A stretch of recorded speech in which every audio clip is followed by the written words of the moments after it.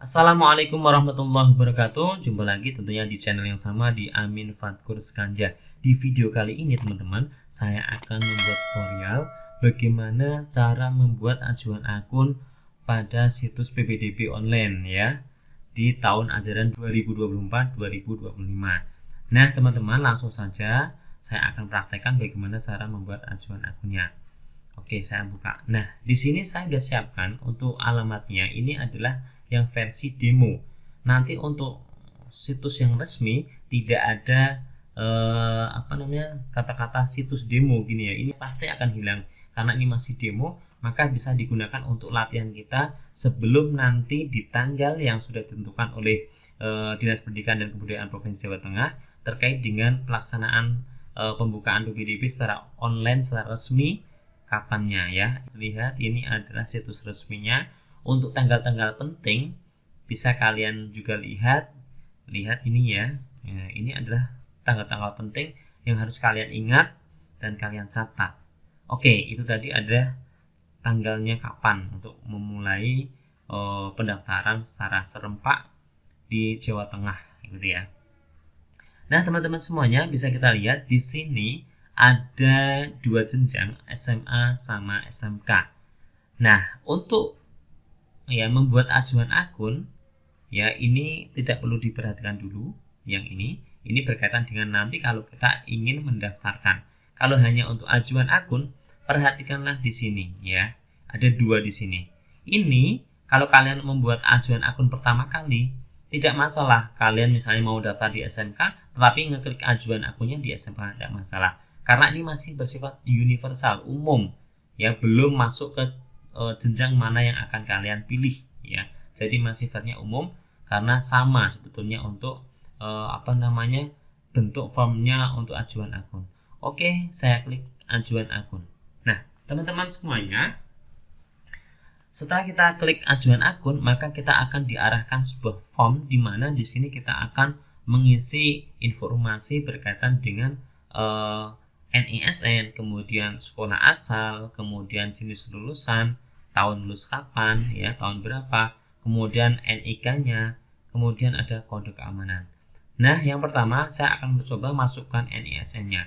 Coba teman-teman semuanya bisa kita lihat ada petunjuk pengisian di sini bahwa untuk NISN ada 10 digit ya yang harus kita inputkan di sini. Oke, saya akan coba masukkan, saya inputkan. Nah, kemudian setelah itu baru sekolah asal. Dari mana? Apakah dari luar provinsi atau dalam provinsi? Kali ini saya akan masukkan dalam provinsi karena kita di wilayah Jawa Tengah. Oke ya. Kemudian berikutnya teman-teman semuanya, jenis lulusan ini bisa kita pilih ya. Apakah di SMP atau MTS, paket A, B, PKBM gitu ya, atau lainnya. Coba kalau kita pilih SMP karena kita dari SMP seperti ini ya. Kemudian kalau sudah, maka tahun lulusnya kalian tahun berapa? Sesuaikan dengan surat kelulusan kalian atau ijazah kalian ya. Apakah di tahun 2022 atau 23 atau 24. Jadi kalau saya perhatikan ini adalah tahun 2023 ya lulusnya ya. Kemudian nomor induk kependudukan jangan lupa isikan sesuai dengan yang ada di KK teman-teman. Jadi kalian bisa inputkan ya. Coba saya masukkan di sini. Kemudian saya masukkan dulu ya.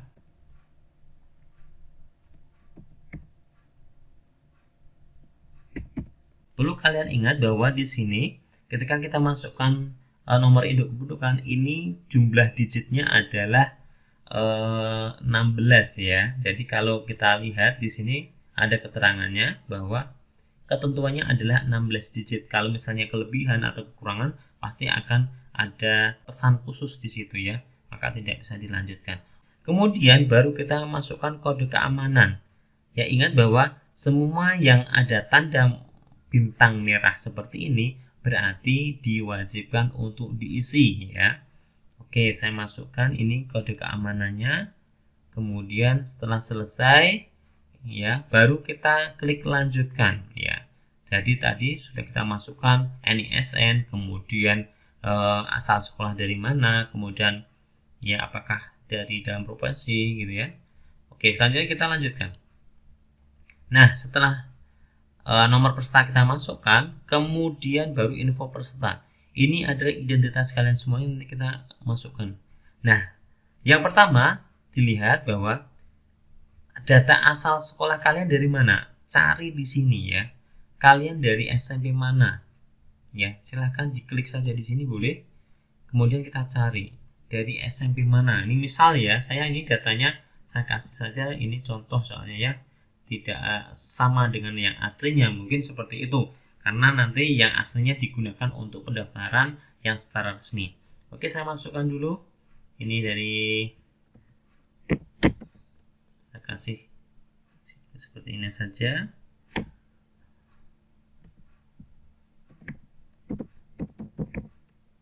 Oke, kita cari ya, saya pilih seperti ini. Kemudian berikutnya, kalau sudah kalian pilih ya, asal sekolah kalian sudah ketemu, maka nanti akan tertera di sini. Kemudian baru kita isikan ya. Tahun ke tahun pastinya ada perubahan di sistem dari PPDB ini ya. Kalau awal dulu pertama kali secara langsung akan muncul data biodata kita. Akan tetapi di tahun ini berbeda. Kita harus menginputkan nama, tempat lahir. Ini secara manual. Harapannya apa? Bisa mengisi sesuai dengan yang kita harapkan, mengisi sesuai dengan realita keadaan yang ada di data-data dokumen kita. Seperti itu ya, biar tidak ada kekeliruan dari pusat. Jadi kita pribadi, kita sendiri yang akan menginputkan itu. Oke, kita masukkan nama lengkap kita. Ini misalnya saja saya kasih seperti ini. Kemudian untuk tempat tanggal lahir saya kasih di Kabupaten Semarang saja. Kemudian habis itu jenis kelamin, ini semuanya ada tanda bintang, berarti memang harus diisi semuanya. Oke, saya pilih perempuan saja. Kemudian tanggal lahir saya kasih tanggal, ini tahunnya ya, tahun ini aja 2010. Kemudian saya pilih yang di bulan apa ya, April aja ya, karena ini datanya memang tidak valid. Yang penting nanti untuk caranya akan sama seperti itu, sesuaikan dengan data kalian pribadi masing-masing yang betul-betul benar gitu ya. Oke, saya kasih tanggal 19 saja. Kemudian untuk status domisili siswa. Nah, teman-teman semuanya, kalau kita lihat, kita cermati di kakak kita, kalau kita memang tinggalnya sama orang tua kita, maka di sini kita bisa memilih nih ya. Sesuaikan dengan kartu kakak kita, kartu keluarga, atau menggunakan surat perpindahan. Ini sesuai dengan kondisi kita. Kalau kita dari anak pondok, berarti kita harus pilih yang ini ya. Kalau kita dari panti, maka kita domisilinya di panti ya pilih yang ini, bukan yang sesuai dengan kartu kakak. Kebetulan ini saya akan praktekkan yang menggunakan ya berdomisili di sesuai kakak masing-masing. Nah, kemudian baru kita inputkan alamat kita, misalnya ini itu ya. Kemudian provinsi di Jawa Tengah, kemudian untuk kecamatannya kita kasih ini biru gitu ya. Kemudian untuk kabupatennya jangan lupa, karena itu di daerah Kabupaten Semarang, maka kita kasih seperti ini ya. Maaf, ini tadi tidak perlu ditulis ya, tapi langsung kita pilih saja. Kemudian cari sesuai dengan alamat kita yang sesuai dengan kakak, misalnya kita RT 12, kemudian kita RW 23 misalnya seperti itu. Kemudian baru kita cari di mana posisinya, lokasi rumah kita itu di mana, di titik koordinat mana gitu ya. Jadi maka kita bisa cari dulu ya, kita geser-geser, pastikan posisinya sesuai dengan rumah, tepat di depan rumah kalian masing-masing gitu ya, di lokasinya seperti itu. Kalau sudah dirasa ini sudah tepat kita ya, setelah kita cari sudah tepat, maka selanjutnya kita akan scroll di bawah. Di sini dilihat domisili masih dalam provinsi tadi, karena kita masih di Jawa Tengah, di Kabupaten Semarang. Kemudian untuk nomor telepon, isikan nomor telepon kalian ya, nomor HP kalian berapa, inputkan. Ini penting sekali ya, kalau nanti akan dihubungi ya, suatu saat akan dihubungi karena ini sebagai dokumen penting ya. Misalnya seperti ini ya kasih. Oke, kalau sudah baru lihat tanggal cetak kartu kakaknya. Lihat kartu kakaknya. Di bawah itu ya, lihat ada tanggal cetaknya berapa. Ya, dipastikan betul. Misalnya ini 2018 gitu ya. Bulan Juni misalnya.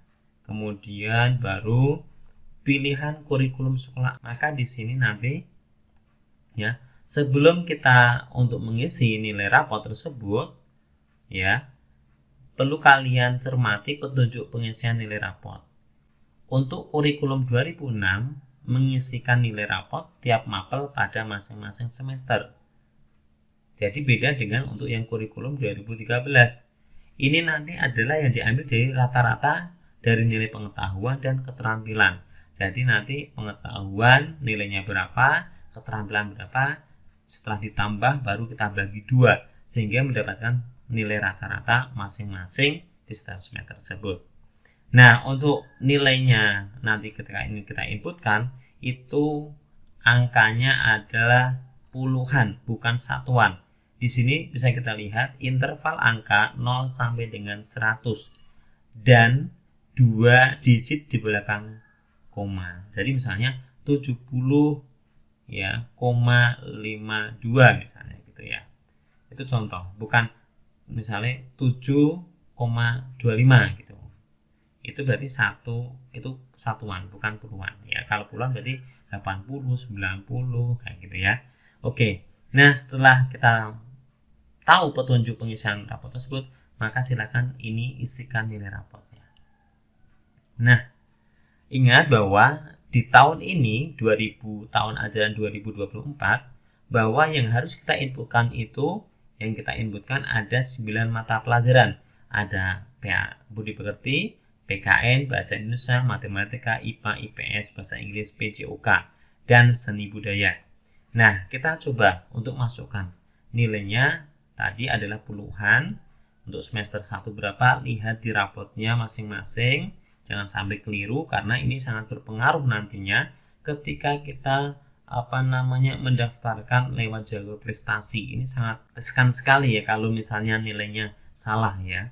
Oke, saya akan masukkan contoh ini asal saja ya, karena memang ini demo tutorial, hanya sekedar untuk memberikan gambaran bagaimana nantinya kalau kalian ingin membuat ajuan baru, tapi sesuaikan dengan nilai yang asli ya, jangan sampai salah ya. Oke, saya masukkan ini semuanya misalnya 80, kemudian 90 gitu ya. Oke, ini saya nilainya asal saja, yang penting kalian juga paham.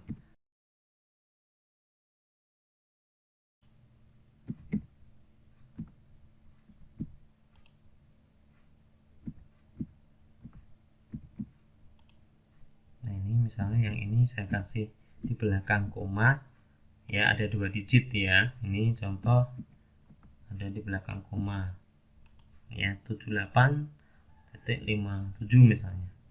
Oke, kemudian 87. Ini misalnya yang berbeda, yang lainnya cuma 2 digit, yang ini ada 4 digit ya, 80,24 misalnya seperti itu, tapi menggunakan puluhan ya teman-teman semuanya ya.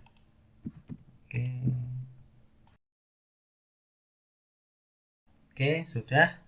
Nah, kalau sudah, di sini bisa kita lihat jumlah rata-rata nilai ternyata seperti itu ya. Oke, kemudian selanjutnya kita isikan. Kalau kalian punya sertifikat kejuaraan ya, ini penting diisi ya, harus diisi karena apa? Nanti juga akan menambahkan nilai ya. Kalau tidak sama sekali tidak punya ya nggak usah diisi gitu ya. Karena apa? Di sini kejuaraannya ada yang model berjenjang ya, ada yang tidak gitu ya. Tapi minimal di sini adalah tingkat kabupaten ya. Jadi kalau kalian tidak ada kejuaraan yang tingkat kabupaten, ya nggak usah diisi gitu ya. Misalnya kok tingkat kelurahan gitu, tingkat RT ya jangan ya. Mulai tingkat kabupaten, kemudian tingkat provinsi, tingkat nasional atau internasional bisa dimasukkan. Kalau tidak ada ya langsung kita lewati. Kemudian informasi tambahan, status siswa keluarga ekonomi tidak mampu. Kalau di sini Anda memiliki PP dan Anda sudah terdaftar di database-nya, maka di sini akan ada opsi pilihan ya di sini. Kalau kebetulan yang saya gunakan ini adalah tidak termasuk keluarga tidak mampu ya. Dikatakan ini sudah mampu keluarga ini ya. Kemudian berikutnya status anak di sini apakah putus sekolah. Kalau memang ya ya ya, kalau tidak tidak. Jadi sesuaikan kondisi kalian. Kalau pernah misalnya kalian pernah tidak sekolah, putus sekolah, berhenti 1 tahun, maka dipilihnya ya. Kalau misalnya tidak langsung berlanjut ya, maka di sini posisinya dipilih tidak. Kemudian status anak guru di jenjang SMA atau SMK di Provinsi Jateng.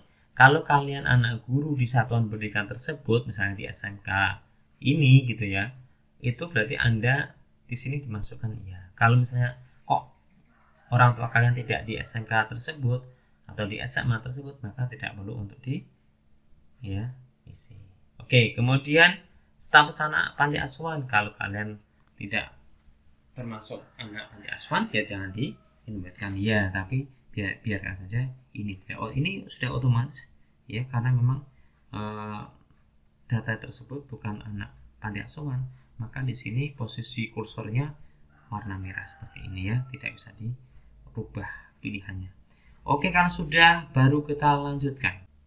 Nah, kalau sudah ya, pasti kalau sudah benar isiannya, maka semuanya step by step ini akan ada warna hijau ya. Oh, ini sudah dilewati, ini sudah dilewati. Berikutnya yang ini, unggah berkas. Nah, teman-teman semuanya yang unggah berkas ini persiapkan dulu kalian ya. Jangan lupa di scan atau di foto, enggak apa-apa. Di situ yang penting kelihatan jelas ya yang diunggah, dan harus yang asli, bukan fotokopian kalian upload, tapi yang asli, yang ada cap itu ya, yang asli, cap masih basah itu ya. Kemudian di sini bisa kita lihat untuk surat pernyataan kebenaran dokumen ya atau fakta integritas ini nanti ada di situs yang bisa diunduh, kemudian bisa kalian isi secara manual, kemudian baru kalian kasih materai, baru nanti kalian foto, setelah itu kalian upload di sini. Dan ingat di sini maksimal ukurannya adalah 1 mega. Kalau misalnya 1,5 gitu udah nggak bisa diupload ya, maka tanda merah akan muncul di sana. Oke, kebetulan ini sudah saya siapkan ya, entah itu yang berupa ekstensinya JPG, gambar, atau yang PDF.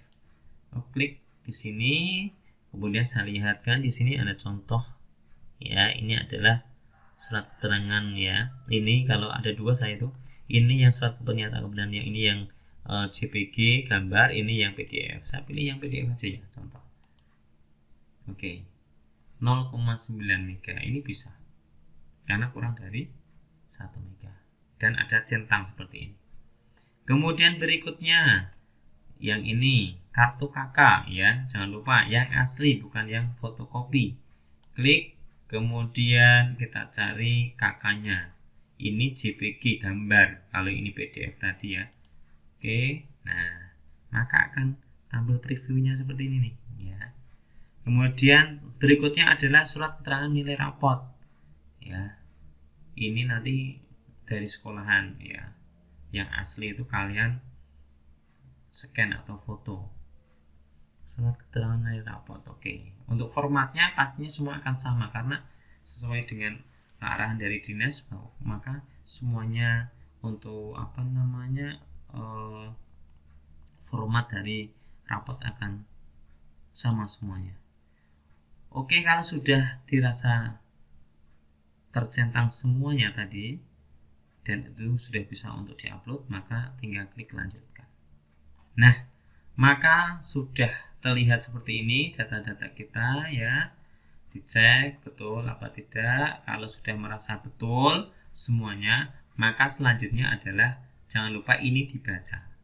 Biasakan untuk literasi dulu sebelum melakukan suatu aktivitas atau kegiatan yang lainnya. Oh, disuruh ngapain ini ya? Saya yang tercantum di atas menyatakan bahwa data yang saya isikan di atas adalah benar. Bahwa dikatakan ya, ini datanya sudah benar. Apa yang kamu inputkan dan apa yang kamu upload itu sudah benar semuanya, maka silakan di sini ada kotak kecil ini, silakan kalian centang. Klik.